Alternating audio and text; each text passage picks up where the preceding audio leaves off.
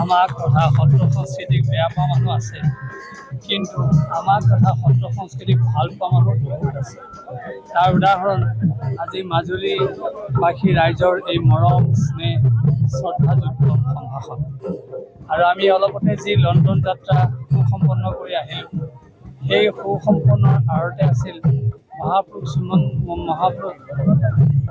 শ্ৰীমন্ত শংকৰদেৱৰ সেই আশীৰ্বাদ, দামোদৰদেৱ মাধৱদেৱ প্ৰমুখ্যে সন্তসকলৰ আশীৰ্বাদ আৰু আমাৰ মহাপ্ৰভু শ্ৰী গোবিন্দৰ কৃপা আৰু ভকত বৈষ্ণৱ তথা সত্ৰ শুভাকাংক্ষী ৰাইজৰ আশীৰ্বাদ। যদি আমি কিবা সৰু সুৰা কিতাপ অৰ্জন কৰিছোঁ, সেয়া আপোনালোকৰ যোগেদিহে সম্ভৱ হৈছে।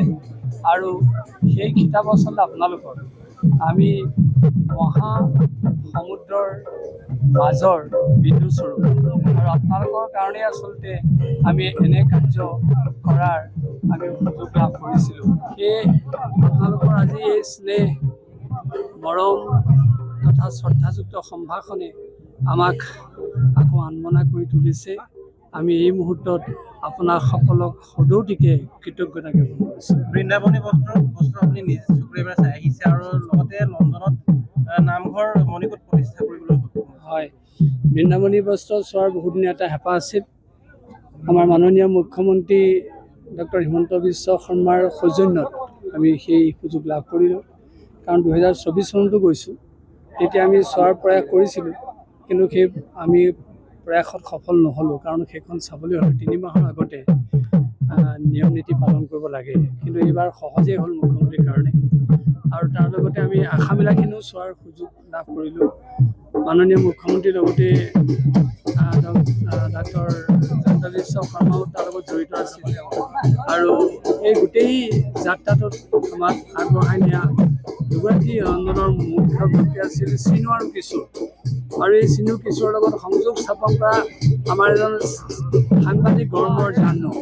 আমি আচলতে তেওঁলোকৰ সহজতহে সেই কামটো কৰিবলৈ সমৰ্থ হৈছোঁ। বৃন্দাবনী বস্ত্ৰ আচলতে বৃন্দাবনী বস্ত্ৰখন এতিয়া মলিন হৈছে, আগৰ যিটো সৌন্দৰ্য সেইটো নাই।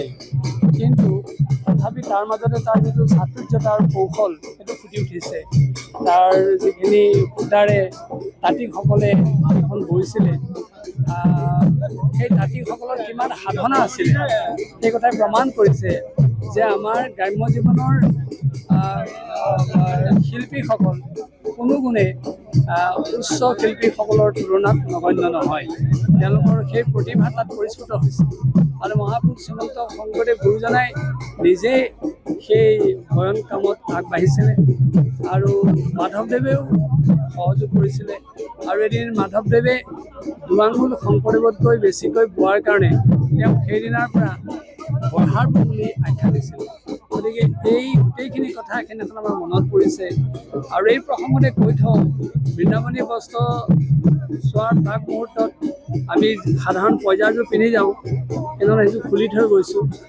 আৰু তাত গৈ যেতিয়া আমি সেৱা কৰিছোঁ, তেতিয়া অনুৰূপভাৱে ৰিচাৰ্ড ব্লেণ্টন আৰু তেওঁৰ সহকৰ্মীসকলে আমাৰ দৰে জোতা খুলি গৈছে। কিন্তু কোনো কাৰণতে কোনো ব্যক্তিয়ে বৃন্দাবনী বস্ত্ৰ চাবলৈ জোতা খুলি নাযায়, কিন্তু সেইদিনাখন খুলি গৈছে আৰু আমাকে দেখি তেওঁলোকক প্ৰণাম কৰিছে। এয়াই হৈছে আমাৰ বৈষ্ণৱ সংস্কৃতিৰ আদৰ্শ, এয়াই হৈছে আমাৰ বৈষ্ণৱ সংস্কৃতিৰ পৰম্পৰা। আমাৰ বৈষ্ণৱ সংস্কৃতিত এনে বিনয়ী ভাৱৰ আদৰ্শ আছে।